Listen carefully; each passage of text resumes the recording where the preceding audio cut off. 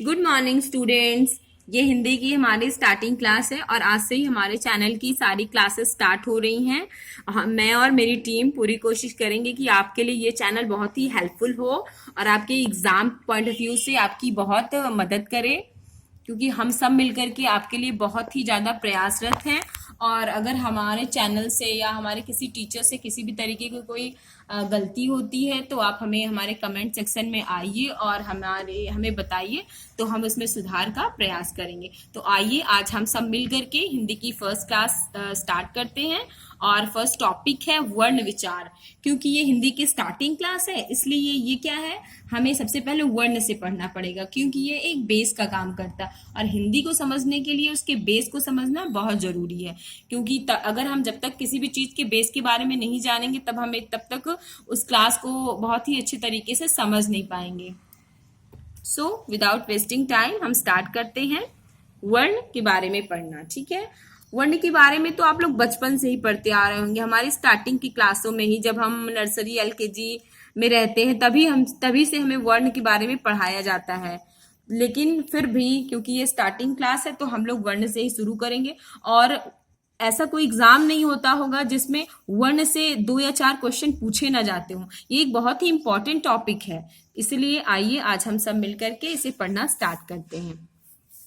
तो सबसे पहला क्या है, वर्ण या वर्ण को जानने से पहले आपको सबसे पहले क्या जानना होगा कि ध्वनि के बारे में जानना होगा, क्योंकि वर्णों का निर्माण ही किससे हुआ है, ध्वनियों से हुआ है। ठीक है, तो वर्ण को समझने के लिए हमें किसे समझना पड़ेगा, ध्वनि को समझना पड़ेगा। और ध्वनि क्या है, ध्वनि हमारे मुख से जो आवाज निकलती है उसे ध्वनि कहते हैं।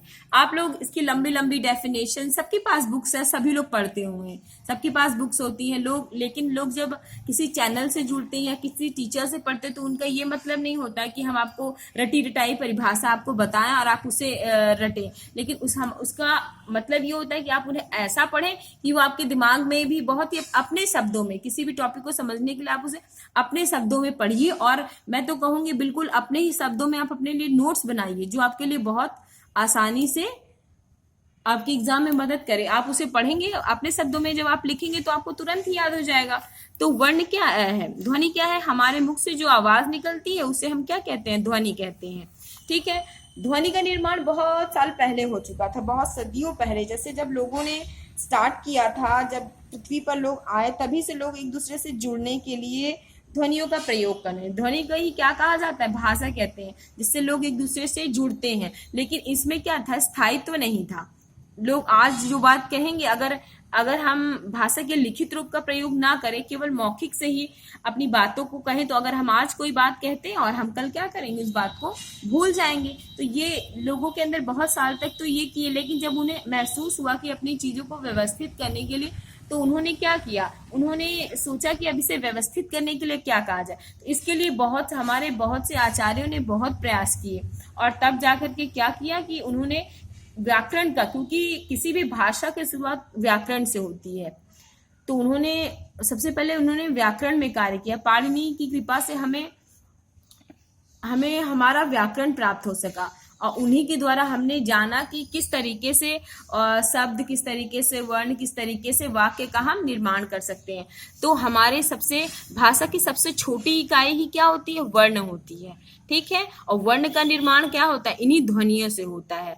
जैसे जो भी शब्द व्याकरण के निर्माण होने के बाद हमें पता चल गया कि हमारे मुख से निकलने वाली जो ध्वनियां, उन्हें हम किस तरीके से व्यक्त कर सकते हैं। जैसे हम बोलते हैं माँ, तो हम माँ के लिए ये चिन्ह प्रयोग करते हैं। अगर हम बोलते हैं पा, तो उसके लिए हमें ये, अगर हम कहते हैं टा, तो उसके लिए हमें ये यूज करते हैं। अगर हम कहते हैं रा, तो हम ये लिखते हैं। अगर हम कहेंगे गा, तो गा के लिए हम ये चिन्ह प्रयोग करते हैं। तो ये सब क्या है, जो हमारे मुख से ध्वनियां निकली हैं, उन्हीं का ये क्या है, उन्हीं को ये चिन्हित करने के लिए ये चिन्ह है। एक तरीके से ये क्या है, ये चिन्ह है। क्योंकि अगर ये कहीं लिखे होते हैं तो हमें पता चल जाता है ना। अगर ये आप इसे कहीं भी देखते तो आप जानते हो कि ये क्या है, ये माँ है। तो ये क्या है, यही एक वर्ण है। इन्हीं ध्वनियों को क्या कहा जाता है, वर्ण कहा जाता है। ठीक है, तो सबसे पहले जानेंगे कि वर्ण की परिभाषा क्या होती है। वर्ण की परिभाषा, भाषा की सबसे छोटी मौखिक या लिखित रूप को हम क्या कहते हैं, वर्ण कहते हैं। वर्ण को और क्या कहा जाता है, वर्ण को और अक्षर भी कहा जाता है। और वर्ण है क्या, वर्ण एक अखंड ध्वनि का नाम है जिसके और टुकड़े नहीं किए जा सकते हैं, जैसे क, ख, ग, घ, अ, प, र, ये सब क्या है, ये सब वर्ण है जिसके और टुकड़े नहीं हो सकते हैं। ठीक है, नोट यहाँ जिसे हम हिंदी में वर्ण कहते हैं उसे अंग्रेजी में क्या कहा जाता है, अंग्रेजी में उसे लेटर कहा जाता है। हिंदी में क, ख, ग, घ, अंग और इंग्लिश में ए, बी, सी, डी, ये सब क्या है, दोनों सेम ही है, जिसे बस हिंदी और इंग्लिश में बांट दिया गया है, हिंदी में वर्ण और इंग्लिश में लेटर। ठीक है, अब हम पढ़ेंगे कि वर्णमाला क्या है। वर्णमाला क्या है, वर्णमाला की परिभाषा ये है कि किसी भी भाषा के मूल ध्वनियों के व्यवस्थित समूह को क्या कहते हैं, वर्णमाला कहते हैं। जैसे अभी मैंने आप लोगों को ऊपर बताया कि म, प, र, ट, ये सब क्या है, ये सब वर्ण है, क्योंकि ये देखिए अलग अलग लिखे हो। लेकिन जब हम इन्हें क्या कर देते हैं, व्यवस्थित रूप से लिख देते हैं, जैसे हम क, ख, ग, घ, अंगा, च, छ, ज, झ, ञ, इस तरीके से लिख दिए, इन्हें व्यवस्थित कर दिए हैं, तो ये क्या कहलाने लग जाते हैं, ये वर्णमाला कहलाने लग जाते हैं। आई होप स्टूडेंट्स आप लोगों को समझ में आ रहा होगा। अब हम जानेंगे कि हम इन वर्णों को किस तरीके से वर्गीकृत कर सकते हैं, इन्हें हम किस तरीके से बांट सकते हैं। तो वर्णों का वर्गीकरण हम 3 तरीके से कर सकते हैं। पहला है उच्चारण स्थान के आधार पर, दूसरा है वायु संवेग के आधार पर और तीसरा है तारत्व के आधार पर।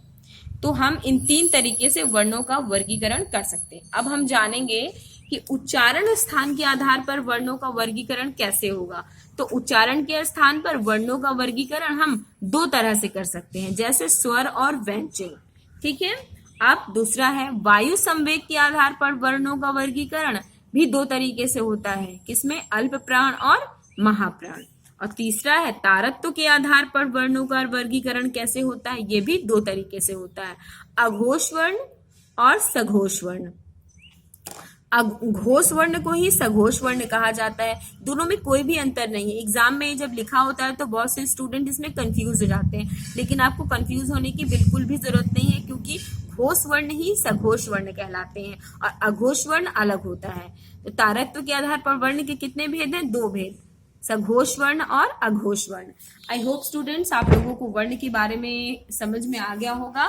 तो हम लोगों ने पहले ही सोच के रखा है कि हम अपने सारे टॉपिक्स बहुत ही छोटे छोटे वीडियोस में कंप्लीट करेंगे, ताकि आप लोग इससे ज़्यादा आप लोगों को भी दिक्कत ना हो और जल्दी आपका टॉपिक भी कंप्लीट हो जाए। और तो आज हम लोगों ने वर्ण के बारे में पढ़ा है, और अब हमारी जो नेक्स्ट क्लास आएगी उच्चारण का ही क्लास, अभी उच्चारण की 2-3 क्लासें और चलेंगी, जिससे आपका इस उच्चारण का पूरा टॉपिक फिनिश हो जाएगा। और हमारे टॉपिक हर एक टॉपिक के फिनिश करने के बाद हम आपके लिए MCQs भी जरूर लेकर आएंगे, ताकि आपने जो भी अपना टॉपिक पढ़ा है उससे रिलेटेड सारे क्वेश्चंस भी आपके क्लियर हो सकें। ठीक है, तो आज हम यहीं पे फिनिश करते हैं, और नेक्स्ट क्लास में हम किसके बारे में पढ़ेंगे, उच्चारण स्थान के आधार पर वर्णों का वर्गीकरण, मतलब स्वर और व्यंजन के बारे में पढ़ेंगे और इसे अच्छी तरीके से समझने का प्रयास करेंगे। Thank you students. अगर कोई प्रॉब्लम हो या किसी तरीके का कोई डाउट हो तो आप हमारे कमेंट सेक्शन में आए और हमें जरूर बताएं। Thank you guys, bye.